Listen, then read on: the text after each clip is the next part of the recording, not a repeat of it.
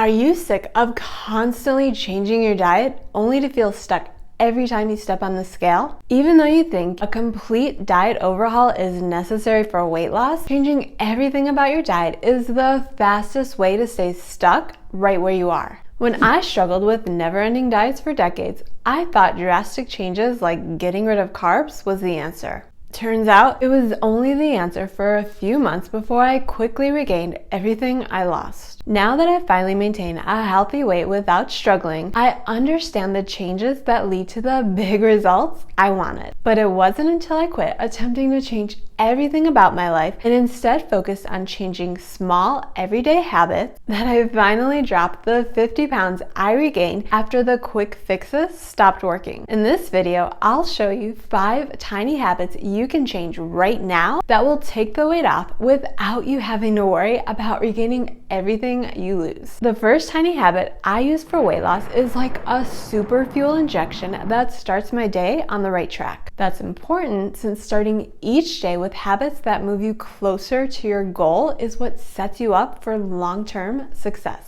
This one not only puts more pep in my step during my morning walk while giving me the energy to push through a few 6 a.m. training sessions each week, but I continue fueling up through the early afternoon since it boosts metabolism up to 13%. That boost is the very reason so many supplement companies use this as the main ingredient in their fat burners, energy drinks, and pre-workout supplements. Another benefit to this fuel injector is its appetite suppressing effects as long as you use it in the right way. Because like all good things, while some caffeine works great to boost results, overdoing it can have the opposite effect, leading to cravings, burnout, and fatigue. That's why downing coffee all day won't work. If you decide to use caffeine to boost your efforts, you have to be strategic. Try not to exceed more than 400 to 500 milligrams per day. But it's not a good idea to use that much caffeine without also implementing tiny habit number 2. Even if you do forego caffeine altogether, skipping this next habit is detrimental to any fat loss plan. Remember when I told you my weight loss super hack of starting every day with a healthy habit like walking or working out? Well, that's not really the first thing I do.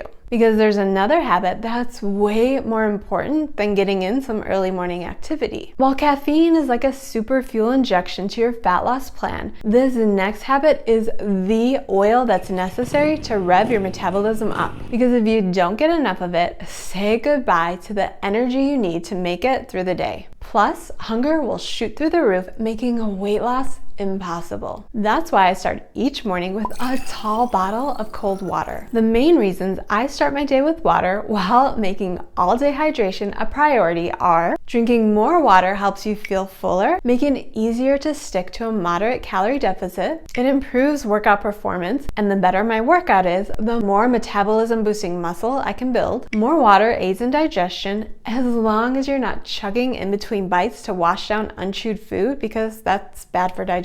More water supports lipolysis, which is the breakdown of fats into fatty acids. It also helps with detoxification and water retention. But just like the first tiny habit, drinking water can backfire if you're not doing it right. While starting the day with water is great, I cut my water intake off at least 2 hours before bed. This helps me get better sleep with less trips to the bathroom. I also add high quality sea salt to water, especially before, during, and after a workout. This one's important since just drinking more water isn't enough for proper hydration. This is especially true when you follow a diet that's 80 to 90% real food, which if you want a plan that works, eating more real food is the best approach. Also, water means water. While I don't think anyone interested enough to watch this far into a fat loss video is still drinking sodas, juices, or other drinks that are loaded with empty calories, if that is you, I am not here to shame you. I am here to let you know swapping from these high-calorie, sugary drinks to water is sometimes all it takes to lose those unwanted pounds. If you got rid of sugary drinks long ago but still haven't reached your goal, that's not the only swap that you can make for easy fat loss. Making this next swap is like cheating your way to faster results, only no one notices you're cheating, not even you.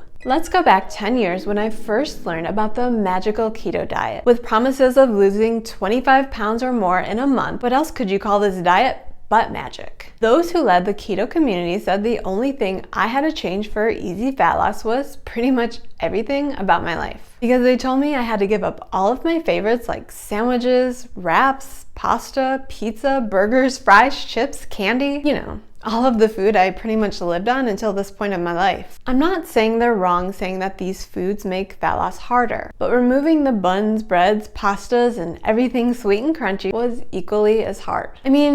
I couldn't even have an apple. Not that I really loved apples, but sometimes meat with a side of meat just gets old. If I'd only known then what I know now, not only could I have lost all of the weight that I initially lost with keto, but I probably wouldn't have struggled so much to keep it off once my hormones decide that they hated keto. Back then, anytime I saw an Eat This, Not That graphic suggesting I swap a fried chicken sandwich for a grilled one, my keto smugness came out in all of its glory. Because really, who thinks they can lose weight while still eating buns? And then I'd go back to chugging my coconut oil while watching the scale drop, at least until that plan completely backfired. These days, I finally understand that there's something to those eat this, not that types of swaps. Because if you trade out this Yoplait cherry yogurt for a serving of Oikos 000 vanilla, not only do you save 70 calories, but you add 12 grams of protein. Since adding more low-calorie, high-protein foods to your plan is the best way to fill up on less calories, these are the kind of swaps you want to make. And maybe saving 70 calories doesn't seem worth the swap. But if you make this change every day for a month, you just lost more than half a pound barely trying. You can make these swaps all over since small changes add up to big results. Like swapping 2 slices of regular bread for this thin sliced bread. Or trading 5 ounces of 85% lean beef for the 93% kind. And remember that fried chicken versus grilled chicken sandwich swap? You could save 130 calories plus another 213 when you swap large fries for small. If you made just these changes, that's 581 calorie difference, which is the perfect deficit for fat loss. Swapping higher calorie foods for lower calorie alternatives isn't the only tiny swap that makes fat loss easy. The next tiny swap is as life-changing as this walking desk that I set up earlier this year. Prior to adding this standing desk with a walking pad, getting 10K steps a day was more challenging. Because even though I had a garage treadmill, I still had to cut my walks early in order to take my kids to school. And I couldn't walk when I got home because when else would I find time to work? So even though I knew more activity was important, other priorities got in the way. Once I was able to combine 60 minutes of walking with working, all of a sudden I felt like Superwoman because this setup gave me back a full 7 hours to my week. And just as a more functional workspace boosted my productivity, adding volume eating boosted my fullness, making my diet so much easier to stick to. Instead of eating this pizzito followed by the urge to grab a snack mid-morning, adding some low-calorie, high-volume fruit made me feel more satisfied because that's an extra bowl of food that only adds 75 calories. And shifting from calorie-dense chips to a side of carrots with low-calorie dip slashes calories while providing the crunch I crave. Plus, the fiber in veggies fills me up on less calories. Even better, I still have room in my calorie budget for this big bowl of popcorn as a snack. And that's exactly how volume eating works. It keeps hunger at bay while making you feel like you're eating more on your diet. So you're getting that same 1-2 punch that I get with my desk treadmill, because you don't feel so restricted or overwhelmed, which makes it easier to stick to your plan. Now that I got you hyped up to put all of these tiny habits into action, it's time to calm down. Because before implementing tiny habit number 5, not taking the time to calm down turned me into a shipwreck. After losing 100 pounds with plans like keto and fasting, I got to this place where my cravings for salty foods were out of control. My sleep sucked. Even just the thought of working out was exhausting. I developed strong reactions to foods that were previously staples in my diet. You want to know what got me to this place after working for years to improve my health? It was all of the stress from following popular quick fix, you gotta cut out everything you love or you'll never lose weight kind of diets. But that's only if your diet promotes eating. Because back then,